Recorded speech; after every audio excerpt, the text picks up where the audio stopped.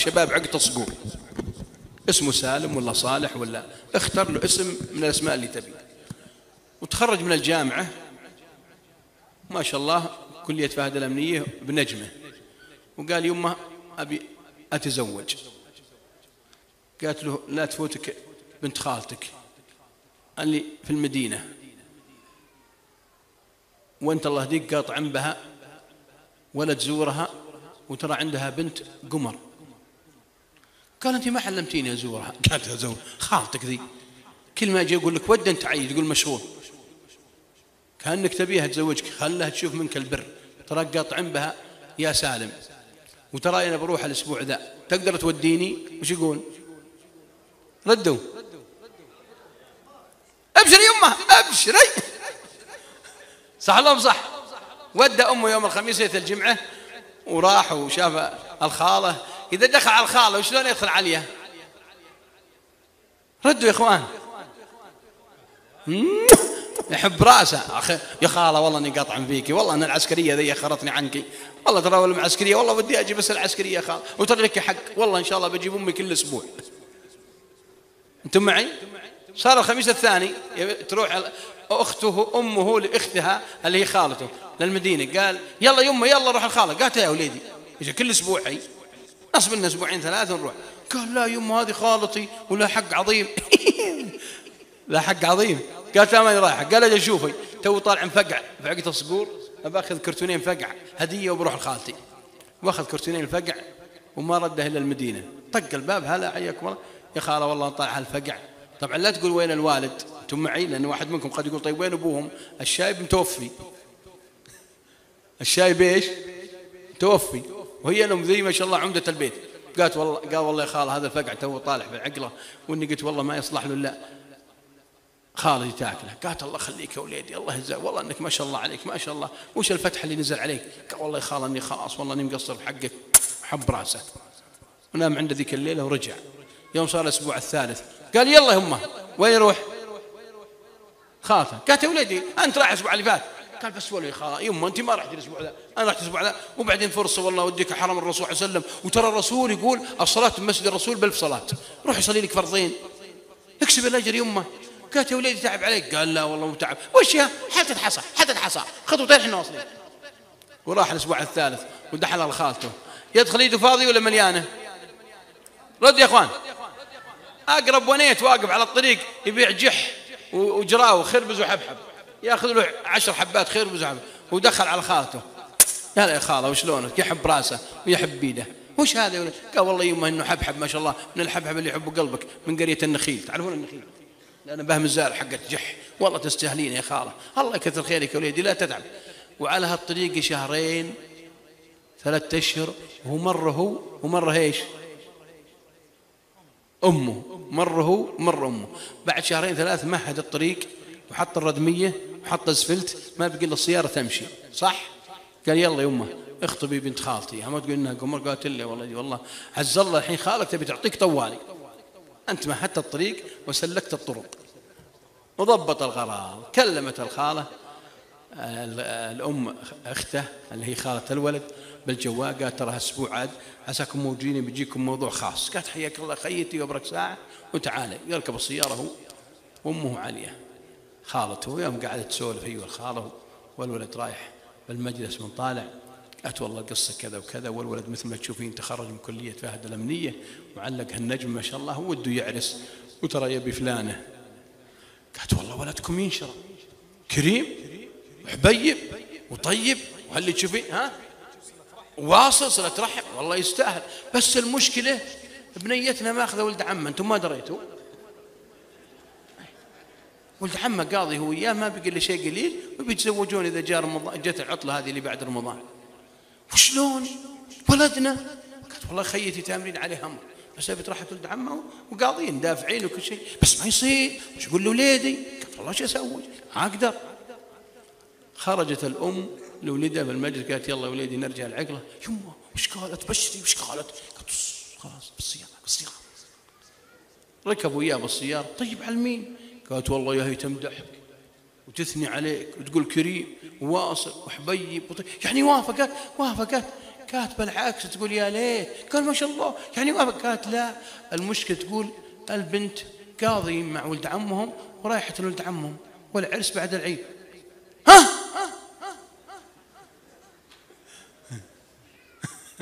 ترى هذه مي بنكت، هذه حقائق عندنا نعيشها. طيب يمه وشلون ما يصير والفقع والجراوة والجح. والله ترى يا اخوان والله اللي رفع اسمه بغير عمد ان هالقصص انا عايشه ومجربه، شيء شفته بعيني. قالت والله يا وليدي عاد اللي صار ابي ندور لك واحد من بنات خالك الثانيين ولا بنات عمك، ما بالولد الا هالولد. الحمد لله وش كثر البنات. قال اجل عن رايكم ما ويخالف الله علينا. يوم قعد لها اسبوع اسبوعين ثلاثه جت الام قالت يا وليدي تخبر خالك الحين هذا الاسبوع الثالث لا علمتني ولا قلت لي شيء، تبي نروح نزور خالك اللي بالمدينه. قال يمه تعبان انا فاضي لخالتي. هذا يا اخوي انا قلت كم مره انا سليمان عبد العزيز حمد الجبيلان كامل الدسم خالي من الكريستو في الحرم خالي من الكريستو في الحرم عام 1400 الظاهر والله ما ادري يعني تقريبا 3 سنوات. وقلتها طالع طبعا الحكومه عندنا في الحرم اذا انت الحرم مسكر وش يسوون؟ يقلبون السلالم الكهربائيه بدل ما تكون تطلع تنزل. انا كنت فوق وكرمك والله احتجت اني اجدد الوضوء فقلت للعسكري فوق قلت لك انا بجدد. قال لي شخص ما يمديك الان ترى اذا نزلت لازم نقلق. قلت وش اسوي هذا محلي. قالوا سمي شيخ جو ونزلوني. اصلا فعلا جيت اتوضا وجيت ارجع قفلت البيبان تعرف العشرة واخر يقفلونها تملى السطح. فجاء ضابط عرفني قال لي قلت والله انا قال فعلا انا شفتك طالع. قلت والله محلي ما حد يعني فوق انا. قال ابشر شيخ بس ترى السلالم نازله تطلع فيك شده. قلت والله انا بشوف بعيد ايام الرياضه وايام كمبس يعني كانوا يسموني كمبس لاعب الارجنتين المعروف في الثمانينات. وصرت السلم نازل وانا ايش؟ وتصعد وانا اصعد. اتعب ولا ما اتعب؟ طبيعي بتعب. ما وصلت الدور الثالث الا ما في عرق خالص مره. يوم دخلت السطح عرفوني بعض الاخوان جاي يركضون جابوا لي ماء وحياك الله شيخ وشربوني وقعدت. ويجي واحد هذا كبر لحيته ويناظر فيني ويمشي مع الناس. يوم قعدت ناظر فيني وقعد قدامي قال شيخ تسمح لي اقول لك شيء باذنك؟ قال ترى الله شفتك وترى فيك عين انت. اي والله. قال شفنا في سمك وكذا يجيك وجع في اخر ظهرك. قال لي والله قال ترى وناظر بشوي. قال تدري قامت الصلاه. قال اجيك بعد الصلاه.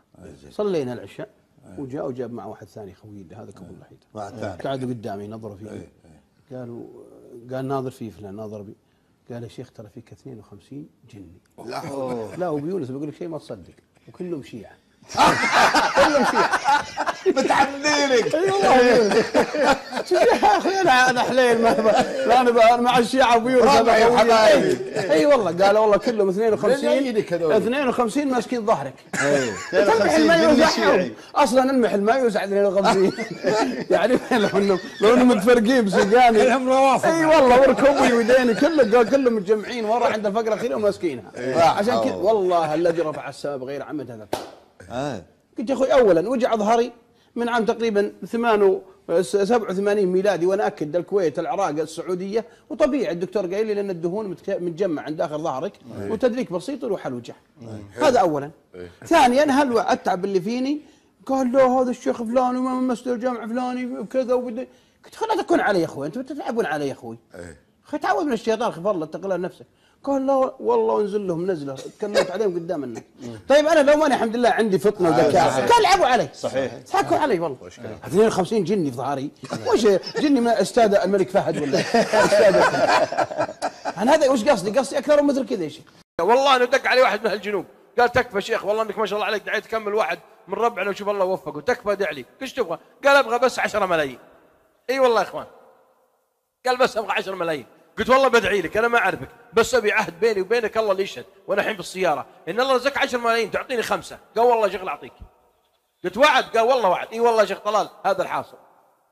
قلت ابشر والله الحين هذا بسافر ان رجال كثير الاسفار مثل الاسبوع ذا 4 طيارات كلها في اخر الليل انا بالطياره ادعي كلا ما نحل ادعي له. والله يا اخوان من بكره الضحى قسم بالله العظيم والذي رفع السماء بغير عمد وبسط الارض على ماء جامد وخلق الخلق واحصاهم عدد. دق علي الضحى قال يا شيخ سليمان عرفتني؟ قلت والله مشبع صوتي. قال انا اللي دعيت اللي امس. قلت لك ادع لي تذكر؟ قلت لي تبي 10 ملايين؟ قال اي والله اللي ما رقدت البارح من الهم. قلت ليش عزم؟ قال يا شيخ أنا قلت لك أعطيك النص صح؟ قال والله أنا تراجع. قال والله ما أقدر أعطيك 500,000 أعطيك 200,000 أم أعطيك 5 ملايين مطوع، والله ما أقدر أطوع. قلت من جدك أنت مجنون ولا تكي؟ قال لا والله صادق أنا. والله لا يا شيخ اسمح لي والله الآن نتفق قبل، تبي تاخذ 500,000 ما يخالف، 200 إلى 500، أما 5 ملايين والله ما أعطيك. قلت أخوي ما جيتك؟ قال لا والله خاف يا أخي، والله رجال ما أقدر أوفي بوعدي، أسحب الدعوة من الآن. قلت طيب 3 ملايين؟ قال لا. قلت 2,000,000؟ قال لا والله عيا. قلت طيب تدري 1,000,000؟ قال 1,000,000 خلاص معليش. والله هذا شيء أنا شفته. ليش؟ لأن الدعاء يا أخوان سلاح ولا مو سلاح؟ رد يا أخوان، الدعاء سلاح مو سهل، سلاح قوي. فلذلك الرسول صلى الله عليه وسلم كان غزوة بدر الصحابة في المعركة، وين كان الرسول يا شيخ طلال؟ ها يا أخوان وين كان الرسول؟ كان بالعريش صح؟ حتى يوم دخل عليه أبو بكر ولو رافع يدينه العباية ذي يقول فسقطت من فوق عاتقه ورافع يده يدعو. أبو بكر يقول له يا رسول الله ارفق على نفسك فإن الله منجز لك إيش؟ ما وعدك. والرسول ساكت ورافع يده رافع. يوم طاحت العباية وقال أبو بكر فخرج من الخيمة وهو يقول هذه الآية سيهزم الجمع إيش؟ ويولون الدبر. دعاء مو سهل والله. شبابنا الآن وبناتنا هذول بعض الأوقات الحين بعض الشباب إذا ضاق صدره مرة ضاق صدره وقفلت عليه الدنيا، أسألكم بالله بعض الشباب وش يسوي؟ ردوا. أنا أعيش واقع الشباب. الشيطان يضيق عليه يقول تدري تبي تنسى ايش تسوي؟ ايش يسوي يا شيخ طلال؟ بعض الشباب اذا ضيق عليه الشيطان وش يقول له؟ يقول اشرب حشيش. انا ازور مستشفيات الامل وازور السجون وازور اللي يقعون في المخدرات والخمور. اذا سالت يقول وش حدك؟ قال يا اخي مليت. قلت تدري خلنا نشرب خمر وانسى. واذا شرب خمر ينسى يا اخوان؟ ردوا. والله اني داخل مستشفى الامل يا اخوان ولا واحد سكران توه جايبينه الجديد، يوم شافني جاي يخمني هلا يمه. قلت له امك الله يقطع شيطانك، وهاللحيه دي وين راحت الله يجزاك خير؟ قول انك تشبه امي. قلت الله يعين ابوك.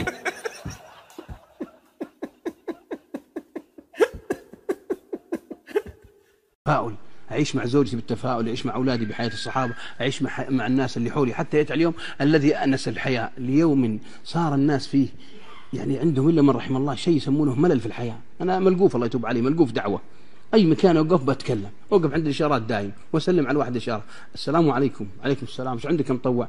بس نسلم عليك، إيش أخبارك؟ قال زفت. وش أخباري؟ زفت الله يقطع عندي يا أخي زفت يا أخوي، لا تكلمني مطوع الله يرحم والديك مطوع، لا تكلم نكد يا أخوي، نكد يا أخوي ديره.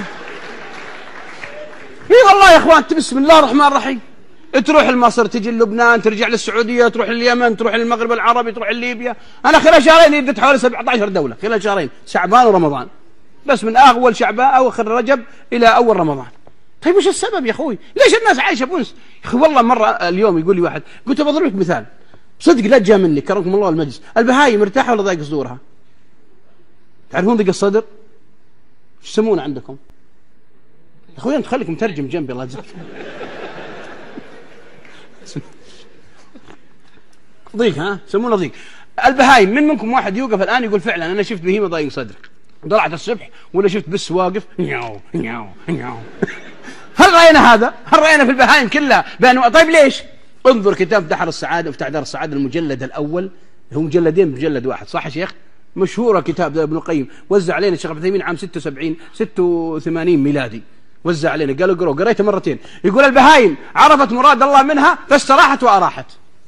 البهايم عرفت مراد الله منها فاستراحت وأراحت، يعني ما عنده على قول الهنود جنجال صح؟ مو الهنود يسمون المشاكل جنجال، وبالانجليزي بروبلمي.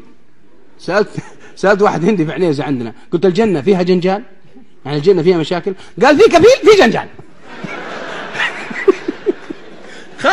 خايف من قبيله بالجنة ضعيف.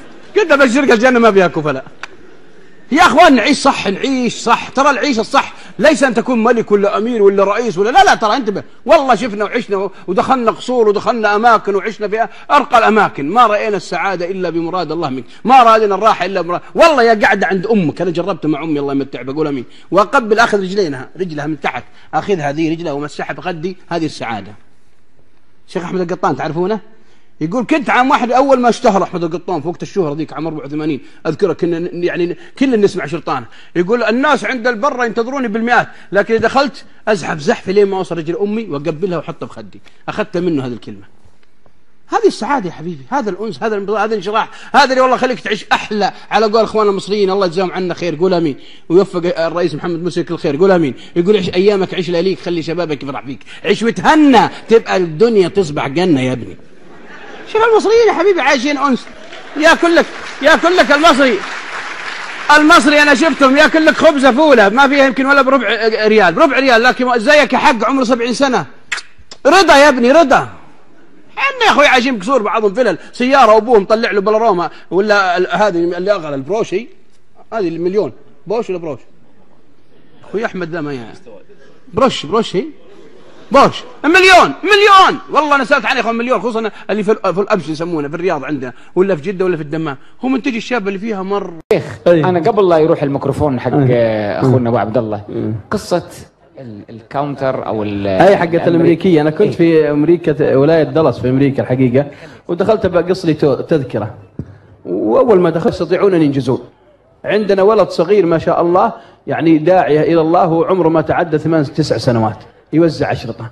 وانا هذا جربته في اولادي الصغار، عندما اكون في اي محطه ويكون السياره فيها حريم، طبعا استحي صح لو مو صح، كوني اروح اودي شريط والسياره فيها حريم، ارسل ولدي احمد ابو 7 سنين، راح مرة أخذ معاه شريط السيارة لكسس، في يوم وقف الشريط بيده كذا وهو لابس بدلة مثل الولد الصغير، فطق القزاز، يوم طق القزاز راح اللكسس، يوم شافه قال له طرده. ليش يا دكتور محمد؟ والله ما أدري، يحسبه يتسول مثل ما قال الشغال، يحسبه يشحت. فجاء زعلان قال يبغى انه طردني اعطيه بوكس كذا، تعطيه بوكس الله يحفظك شيطانك، وش الدعوه ذي بالقوه، تعال واجي معه. عاد يوم قربت عنده، يوم شافني ذا جزاه خير فتح القزاز من بعيد، سلمت عليه قلت له والله كسرت خاطر ولدي يبي يعطيك شريط وانت طردته. قال والله مطوع حسبه يشحت، والله ما ادري، واعطاه الشريط، والله يطلع الرجال 50 ريال يعطيه. يوم اعطاه 50 قال ولدي يبا تكفى نوزع. بنوزع. قلت له وليدي خف الله صح نيتك. فاقول فاز من في حياته انجاز، والله وبالله وتالله انجازنا سهل يا اخوان. متى ما قال الشيخ الدكتور علي سالني سؤال وش اقوى انجاز بالنسبه لي انا ما رايت اسهل انجاز يعطي خيرات كثيره مثل ادخال السرور على قلوب الناس. انت سالتني تو سؤالك اعظم انجاز ادخل السرور، وسع صدر كل اللي تشوفه انت يا اختي، وسعي صدر كل ما انت تشوفينه بالكلمه الطيبه، بالكلمه الطيبه حتى لو غير مسلم. احنا مشكلتنا يا اخوان تعاوننا مع المسلمين، وانتم يا اهل الخليج وحنا في الكويت وفي السعوديه عندنا في غير مسلمين ولا ما في؟ في كثير يا اخوي. حتى لو طيب هندي اللي قال هندي عابد بقره، كيف ادخل السرور على قلبه؟ أعظم يعني إنجازين، الإنجاز الأول هو بر الوالدة ومتابعتها، والثاني إدخال السرور على الناس. أيوة والله أنا عودت نفسي على الجوال أنا وعصام العويد، تعرف الشيخ يدق الجوال 70 دقة ما رديت، بعد 70 دقة يمكن قال لي العصام العويد يا أخوي ازعجك ذا رد، أنا والشيخ بن قعود ورديت. ليش ما ترد يا مطوع؟ أنت ما مطوع ما تردون على أحد. قلت يا أخي معي مشايخ الله لا تغلط علي. قال أنا أصلا منتي بس واحد قال لي كلم عن الرقم بعدين انتهي. قلت كيف تنتهي؟ قال بنتحر. قلت وراك عجل يعني عجل على الموت الله يجزاك خير. قال لي والله بنتحر. قلت اجل عندي لك حل. قال شو؟ قلت وين انت؟ احنا طبعا خميس مشيط وهو في منطقه ورا وادي الدواسر بعيد حوالي 450 كيلو. قال في المنطقه فلانيه. قلت اجل عندي لك فكره. قال وش هي؟ قلت لا تنتحر لين ما اجي لمك. قال ليش؟ قلت ننتحر سوا. تنكت مطوع. قلت ليش؟ قال مطوع وتنتحر. شفت انت كتب اضحك وانكت عليه واعطيه نكتتين وثلاثه واعطي. قلت له شوف يا حبيبي في واحد محشش. قال خويه يا اخي صاحبي ودي ادق عليه وضيعت رقمه وش اسوي؟ قال المحشش ثاني سهله. قال كيف؟ قال دق عليه ويعطيك الرقم. ويضحك واعطيني. المهم بعد ربع ساعه من المحادثه قلت شوف عندكم واحد في بلدكم اسمه فلان الفلاني الشيخ فلان. قال اعرفه. لو ادري انه في الديره. قلت رح لمه وقال له مرسلني لك سليمان جبيلان. قال ايش اقول له؟ قلت مالك رح ما لك دخل. رح لمه وبس. وفعلا بسم الله الرحمن الرحيم هذا نشبه ذا بيفضحنا زين. المهم اي اعطيت الرقم.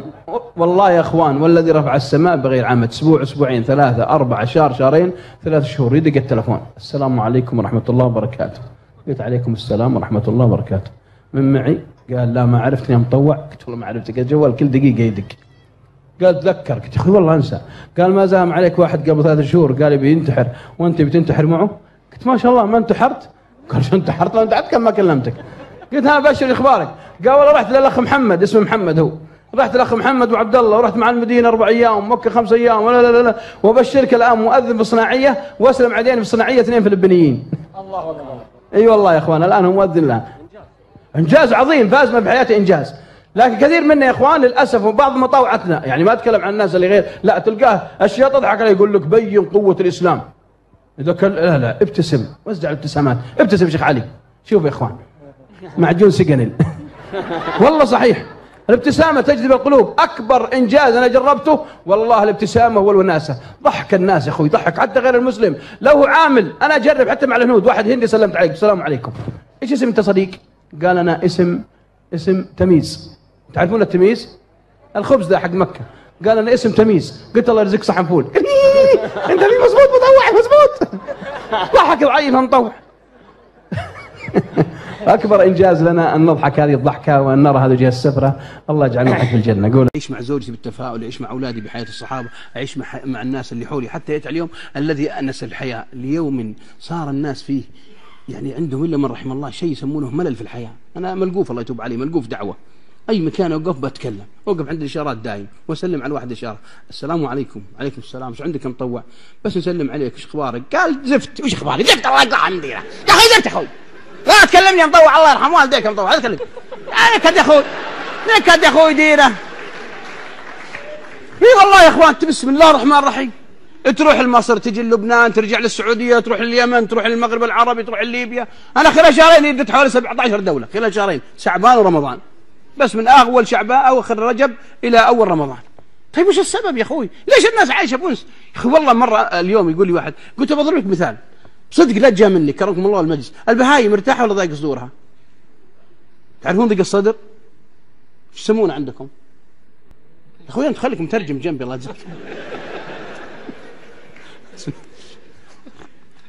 ضيق، ها يسمونه ضيق. البهايم منكم واحد يوقف الان يقول فعلا انا شفت بهيمه ضايق صدرك، طلعت الصبح ولا شفت بس واقف نياو نياو نياو. هل راينا هذا؟ هل راينا في البهايم كلها بانواع؟ طيب ليش؟ انظر كتاب دحر السعاده، مفتاح دار السعاده المجلد الاول، هو مجلدين بمجلد واحد، صح يا شيخ؟ مشهوره كتاب ذا ابن القيم، وزع علينا الشيخ ابن تيميه عام 86 ميلادي، وزع علينا قالوا اقرأوا، قريته مرتين. يقول البهايم عرفت مراد الله منها فاستراحت وأراحت.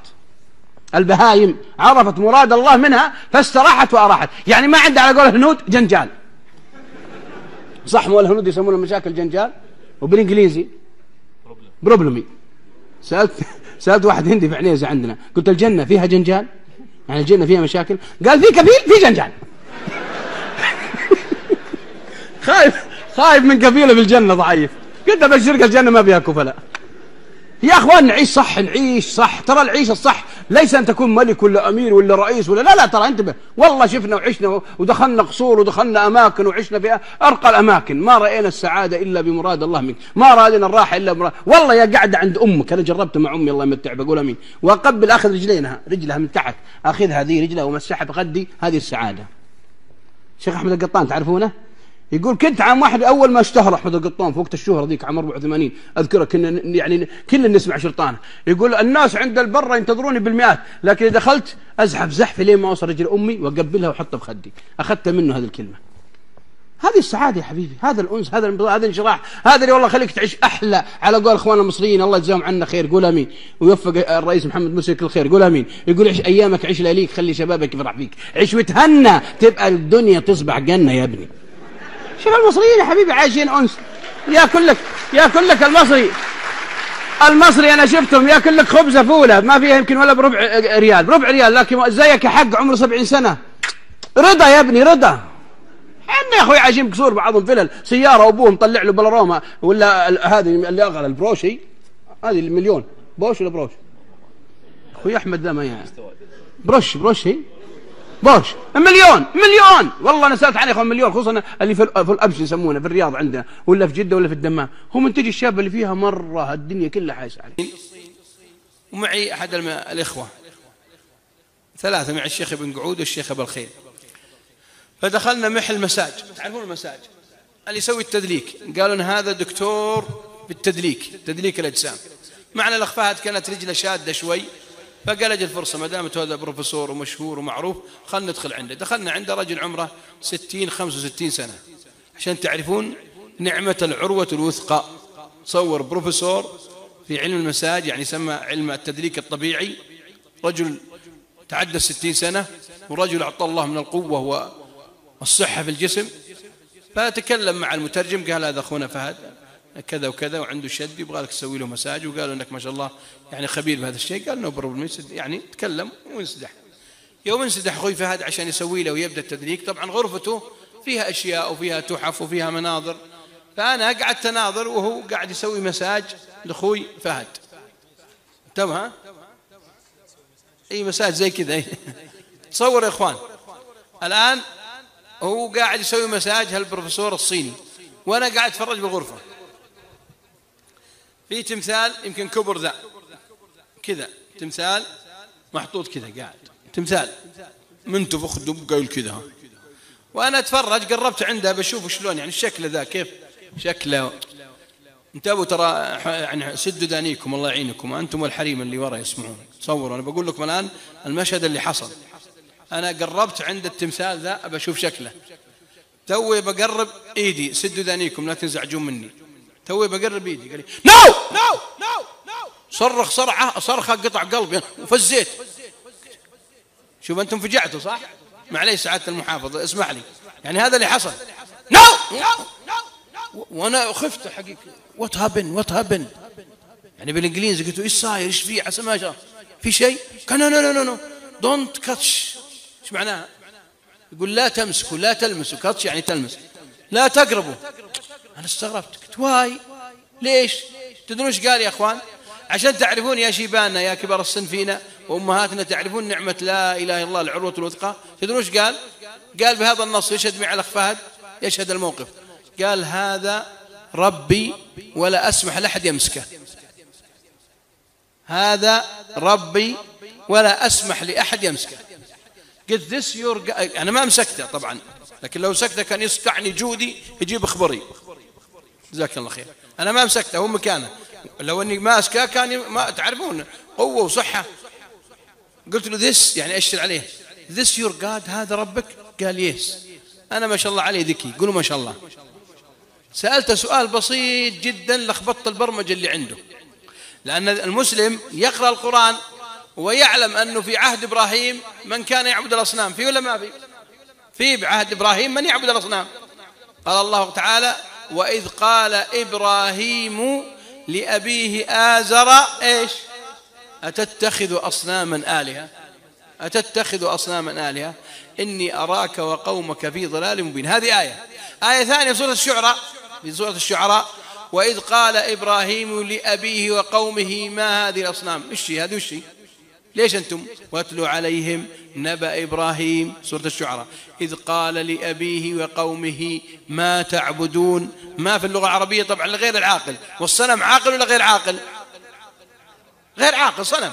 فإبراهيم ذكي قالها بالشيء الواضح، قال وإذ قال إبراهيم لأبيه وقومه واتلوا عليهم نبأ إبراهيم إذ قال لأبيه وقومه ما تعبدون قالوا نعبد أصناما فنظل لها عاكفين. الكلام اللي قاله لإبراهيم لقومه أنا قلت له الصيني. ايش قال إبراهيم؟ قال فنظل لها عاكفين. قال هل يسمعونكم إذ تدعون أو ينفعونكم أو يضرون؟ طيب وش العلة؟ قالوا وجدنا آباءنا كذلك يفعلون. أنا جيت من هالطريق. قلت له بسألك سؤال واحد، سؤال بس، هذا الصنم إذا جاء غبار وتراب مثل الطاولة تحتها من ينظفه؟ يحتاج تنظيف. من الذي ينظفه؟ قال أنا. قلت له تنظف ربك أنت؟ نعم. قلت الرب حقك صار أنت محتاجه ولا هو محتاجك؟ ها يا إخوان. قلت له هذا الصنم الآن أنت اللي تنظفه. قال نعم أنا اللي نظفه. قلت طيب يوم صرت تنظفه هو محتاجك ولا أنت محتاجه؟ قال لا هو محتاجني. قلت العقل والمنطق يقول إنه هو اللي يعذبك لأنه هو محتاجك. ايه ضرب فيوز مثل ما قال تلخبط. قال انت ايش تقصد؟ قلت هذا صنمك انت عبده، انت اللي قاعد تنظفه وهو محتاجك، انت ما انت محتاجه ليش تعبده؟ هو تلخبط تبرجل مره، ناظر بشوي قال بليز شطب. ايش معناها؟ يعني نرجوك اسكت. قلت واي ليش؟ انتم يا الصين وأنتم يا الصين وأنتم يا الصين، قاعد تمدح الصين عندكم السور العظيم، سور الصين العظيم، تاريخه فوق 5000 سنة. أنتم عندكم إنتاج صناعة ما هي سهلة. أمريكا صارت تخاف من صناعاتكم. أنتم انتشرتوا في وبديت أمدح الصين. يوم مدحت الصين تبحبح شوي، يعني انفتح، لأن هذا من الحكمة إنك ما. فقلت له أنتم وأنتم، وبعدين أنت عندك عقل، فكر، ثينك، كيف تعبد هذا هو محتاجك، وأنت رجل عاقل. انظر لهذه اللمبة، لو تقلب تلقى عليه ميدن تشاين، لو أطلع الجوال حق إذا ألقاه ميدن هونغ كونغ، لو أطلع القلم ألقى ميدن تايوان. أنتم صنعتوا صناعات خارقة وقوية، كيف فهو تلخبط مرة. قال طيب أنت وش أنت؟ قلت أنا مسلم، والإسلام هو الدين الحق. وبدأ نتكلم معه، قال عندكم شيء من دينكم؟ الأخ اللي معنا مترجم معه بالسيارة كتب عن الإسلام راح يركض. الشاهد من القصة أنه يعبد صنم مثل هالمشلح. هذا حين وش الفرق؟ هذا جماد، والصنم جماد والأم جماد. نفس إبراهيم جاء للأصنام، قالوا لأن ذكي إبراهيم سوى حركة طريقة، جاء للأصنام يوم العيد، قالوا تعال يا إبراهيم اطلع معنا، قال لا. فنظر نظرة في النجوم فقال إني إيش؟ سقيم، أنا مريض، ما نبراح معكم. راحوا خلوا إبراهيم عند الأصنام. وش سوى إبراهيم بالأصنام؟ ها شباب، كسرها كلها. قال فجعلها جذاذا إلا كبيرا لهم لعلهم إليه يرجعون. علق الفأس بالكبير هو بالحقهم. يوم جو لقوا أصنام كسره، قالوا من فعل هذا بآلهتنا؟ قالوا سمعنا فتى يذكرهم. قال إبراهيم، قال اتوا به على عيون الناس. جابوه، قال إبراهيم أنت فعلت هذا بآلهتنا؟ قال لا بل فعله كبيرهم هذا، فاسألوهم إن كانوا ينطقون. جو سألوا بعضهم، قالوا يا إبراهيم أن تدري ما ينطقون؟ قال أف لكم، يعني وين عقولكم؟ شيء ما ينطق. راكب عند الإشارة ومسلم عليه، قلت السلام عليكم يا أهل اليمن. قال أهلا يا حبيبي. قلت كيف حالكم يا أهل اليمن؟ قال طيبين. قلت كيف حال الزوجة والبزورة؟ قال طيبين. قلت كيف حال الزوجات؟ قال عادوا وحده، يعني زوجته وحده، لأن أهل اليمن معروفين 2 3. قلت عادوا، قال عادوا وحده. قلت غريبة أهل اليمن معروفين أنتم، يعني الواحد عمره 14 عنده زوجتين. قال يكفي من أعداء الله وحده، الحريم عدوة الله ورسوله، الله يهلك الحريم. ويقعد يدعي على الحريم. والله طر عقلي أنا، معي طه هشام مقبل الصوفي، واحد من كبار أهل اليمن. طار عقله، قلت يا عمي أهجد. قال الحريم أعداء الله، الله يحرقهم، الله يهلكهم، جابوا المصايب. شوف نسأل الله السلامة. الآن الرجل بين ولا ما بين؟ بين، لكن بيانه ضرر ولا مو ضرر؟ هذول الحريم عندكم شوفوهم. هذه الكلمة ترضيكم يا نساء؟ ردوا يا أخوات، ترضيكم؟ ما ترضي أحد. لو حني رجال واحد أمره السلام عليكم يا خالة، وشلونك يمه، وشلون عيالة وزوجة؟ قالت رجال الله لا يبارك بهم، الله يكنس بسم الله، الله يكنس الرجاجيل. نزعل. فما أجمل أن يعود نفسه الإنسان على البيان الحلو.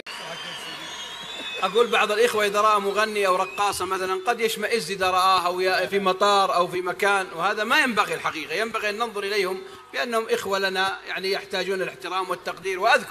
وأذكر أنني كنت في مصر، لو حصل يعني ما في موية عصير ولا عصير ولا بايصون لا، لأني أمام الجمهور، فإذا شربت بايصون يصير كل حركات. فأقول بالله التوفيق. أذكر أنني كنت في مصر حتى ينتبه، لأني أرى أمامي دعاة وناس أهل فضل قد يحصل لهم مثل هذا الموقف. أنني كنت في مصر، فسكنت في فندق في القاهرة، فأذن المؤذن لصلاة الفجر، فنزلت أصلي الفجر، وأنا نازل بالأسانسير في الدور اللوبي الأرضي، انفتح الباب فإذا بوجهي رقاصة في لبسها لبس الرقص مع الحاشية التي معها. فعندما شافتني طبعا خافت ورجعت على وراء، يعني استحت مني، وهي كانت بيضاء. تعرفون الأبيض إذا استحى يصير وجهه إيش؟ أحمر. يعني الدكتور مراضي، أما أنا الأسمر إذا استحيت تصير وجهي جلكسي. فأختنا الفاضلة، فأختنا الرقاصة يوم شفتني رجعت على وراء واستحت، فقلت لها السلام عليكم ورحمة الله وبركاته. قالت عليكم السلام، أهلا يا مولانا، أهلا يا مولانا. قلت كيف حالك يا أختي، عساك طيبة؟ قالت أشكرك أنا طيبة. يعني مستغربة أني كيف أسأل عن حالها، فهي واقفة مربوشة واللي معاه مربوشين وما يدرون شو بقول لهم. فقلت لها ممكن أسألك سؤال يا أختي؟ قالت تفضل. قلت لها أنت بتصلي؟ قالت ها؟ قلت أنت بتصلي؟ قالت ازاي أصلي وأنا رقاصة؟ قلت وش دخل الرقص بالصلاة؟ قالت بيقولوا الرقاصة كفرة. الرقاصة كفرة. شوفوا يعني طلعت عن الملة وهي موحدة بنت التوحيد بنت الإسلام. قلت من قال لك؟ قالوا بيقولي. قلت أنا بسألك أنت مسلمة؟ قالت أنا مسلمة وأبويا حق وأمي حقت، ده بابا حق وده أمي حقة. يعني تعرفون المصاري ده حج يكتبون الحج فلان الحاجة فلان. يا أخوي بيشوفوني الحين الله يجزاك خير والله. أنا شايف أختفي يوم طفيت الأنوار. طلعوني خلهم يشوفوني. أنتم معي؟ فهي استغربت. قلت يا أختي من اللي يقول لك؟ قالت أبويا حق وأمي حقه. قلت طيب أنت بيك خير وأنت في قلبك لا إله إلا الله وأنت بنت التوحيد وأنت بنت الإسلام. قالت والله أنا بحب الإسلام وأنا مسلمة وأنا. قلت طيب ليش ما تصلي؟ قالت يعني ممكن أصلي؟ والله يا أخواتي يا إخواني يا فاضل يا كرام يا أبناء الكرام بهذا النص يا دكتور مراد تسألني تقول لي ممكن أصلي؟ قلت من يردك عن الصلاة؟ قالت بيقولوا كفرة. قلت لا يا أختي أنت مسلمة في قلبك يا الله. الرقص معصية ولا شك أنه يخالف الشريعة ولا شك أنك تعرفين أنه هذا ما ينبغي للمسلمة، لكن الصلاة تنهى عن إيش؟ عن الفحشاء والمنكر. والله تعالى قال إن الحسنات يذهبن إيش؟ السيئات. فلعلك بصلاتك يا بنتي بتوجهك. لا أنا ما أشرب إلا طازج فريش. إي والله لا. أنتم معي؟ فالشاهد أن قالت لي يعني عينيها باللغة العربية اغرورقت بالدمع، فرحانة مرة فرحانة. قالت يعني تردد علي يا دكتور مراد تردد علي الكلمة يعني ممكن أصلي ممكن أصلي ممكن أصلي. فلذلك الشاهد من كلامي أننا في مثل هذه الأماكن يعني هذا المكان كما تعلمون فيه مغنيات فيه لكن لو صادفت أنا إنسانة مغنية في مطار في مكان في مجمع في محفل ينبغي أن أنظر لهم بعين إيش؟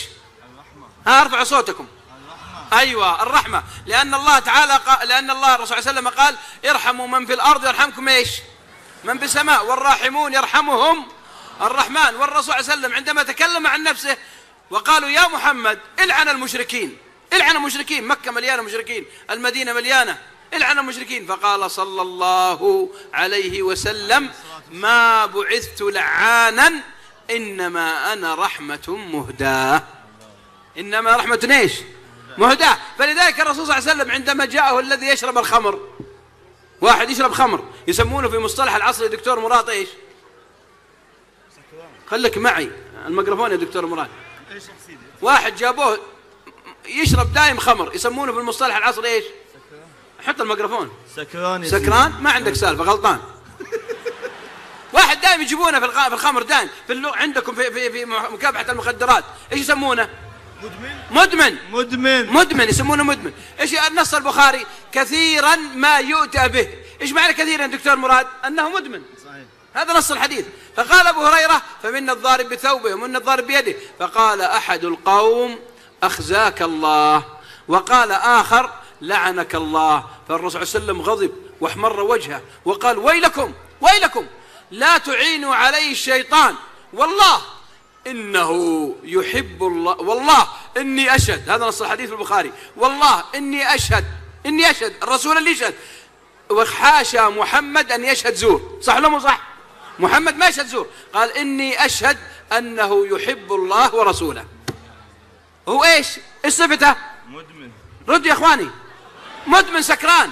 لماذا؟ العلماء إيش قالوا؟ العلماء إيش قالوا عن هذا الحديث؟ قالوا الرسول صلى الله عليه وسلم أراد أن يفتح له إيش؟ باب ايش؟ باب الهداية باب التوبة، رغم أنه مدمن الخمر أشد من مدمن الغناء. صح ولا مو صح؟ لأن الخمر مجمع أمة الإسلامية كلها على أنها كبيرة من الكبائر. ومع هذا قال لا تعينوا عليه الشيطان إنه يحب الله ورسوله. كم من الناس يشوف واحد سكران يحتقر ويزداد.